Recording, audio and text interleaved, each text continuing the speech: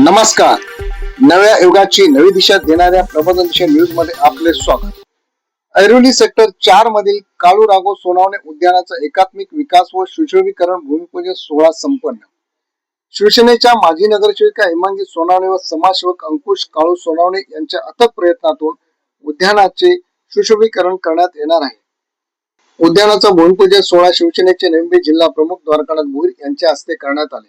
यावेळी शिवसेनेचे अन्य पदाधिकारी, कार्यकर्ते, नागरिक मोठ्या संख्येने उपस्थित होते.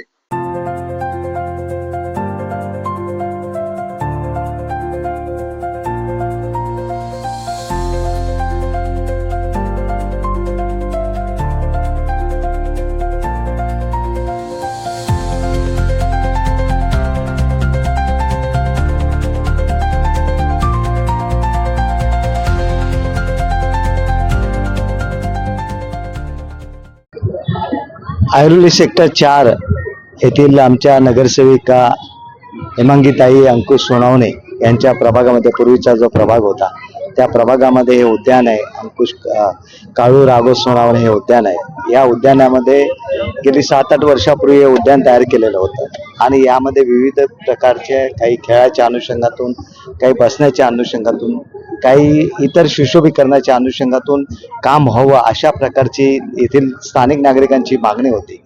आणि हेमांगीताईंनी सातत्याने, त्यांचे पती अंकुश सोनावणे ह्या दोघांनी सातत्याने त्या ठिकाणी महानगरपालिकेकडे, आयुक्तांकडे पाठपुरावा करून ह्या उद्यानाचा कायापालट करण्याचा मनोदय त्या ठिकाणी व्यक्त करून पाठपुरावा केला कामाचा आणि आज या ठिकाणी त्या कामाचा शुभारंभ होत आहे.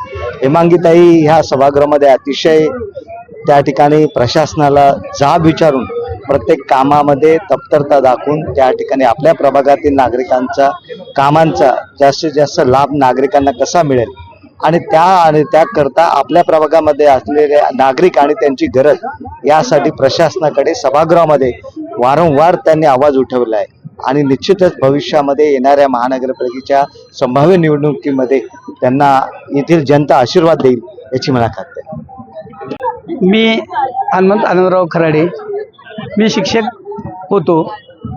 आज राघव काळू सोनवणे या उद्यानाचं नूतनीकरण या विभागाचे समाजसेवक अंकुश सोनवणे साहेब, या विभागाच्या नगरसेविका हेमांगीताई सोनवणे यांच्या प्रयत्नातून या उद्यानाचं नूतनीकरण होत आहे.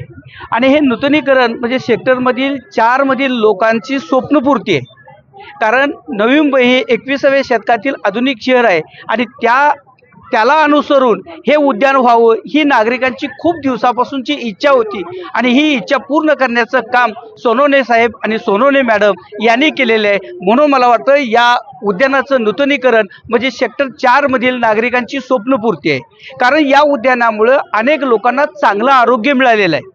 कोरोना काळामध्ये या उद्यानाचा फायदा काय झाला ही या सेक्टर 4 किंवा आजूबाजू परिसरातील लोकांना माहीत आहे आणि हे उद्यान अद्ययावत व्हावं अशी सर्वांची इच्छा होती आणि ही इच्छा पूर्ण होत आहे. हे काम करण्याचं त्यांना मनोबल मिळावं अशी या सर्व नागरिकांच्या वतीनं मी शुभेच्छा देतो.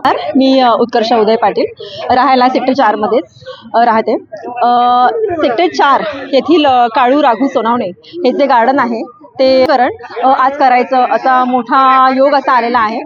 खरंच खूप आनंद होतोय कारण का हे जे गार्डन आहे हे बरोबर सेक्टर 4च्या सेक्टर 4, सेक्टर 16, सेक्टर 17, सेक्टर 3 इथे बरेचसे नागरिक या ठिकाणी येत असतात. हे ज्या ठिकाणी जे शिल्प आहेत त्या ठिकाणी ते नवीन होणार आहे. त्याचप्रमाणे जे खेळणी आहे त्याचं नूतनीकरण होणार आहे. सकाळी आमचा बलवान योगा असतो, त्या बलवान योगासाठी आम्हाला एक जागा करून मिळणार आहे. त्याचप्रमाणे क्रिकेटच्या मुलांसाठी खेळण्यासाठी इथे एक टर्फ आयोजित केला आहे जेणेकरून इतर पब्लिकला त्रास होऊ नये. खरोखर खूप छान विचार इथे अंकुश सोनावणे साहेब तसेच आमच्या लाडक्या सगळ्यांच्या हेमांगीताई सोनावणे यांनी हा विचार जो मांडलेला आहे खरंच खूप वाखाणण्याजोगा आहे. सर्वप्रथम मी महानगरपालिकेतील आयुक्त त्याचप्रमाणे आपले सगळे कार्यकर्ते आहेत त्यांचे आभार मानेन. त्यानंतर आपले अंकुशजी सोनावणे साहेब जे नेहमीच तत्पर कार्यरत असतात. त्यानंतर हेमांगीताई सोनावणे यांच्या पाठीशी आम्ही नेहमी उभे असतो. त्यांनी खरंच त्यांचं दोघांचं कौतुक करावं तेवढं खरंच खूप कमी आहे.